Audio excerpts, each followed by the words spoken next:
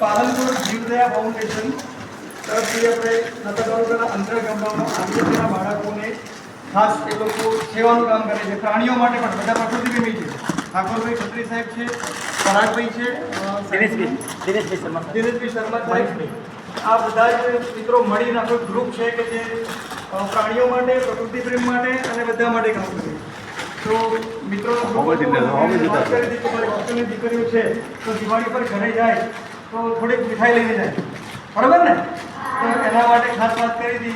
મીઠાઈની સાથે થોડી બીજી વસ્તુ પણ એ લોકો લાવ્યા છે. બધા એમની રીતે ચપ્પલ લેતા આવ્યા છે. તો એ જેમને થાય એ પ્રમાણે તમને આપી દેશે. તો બધા એના માટે ખૂબ તાલી પાડી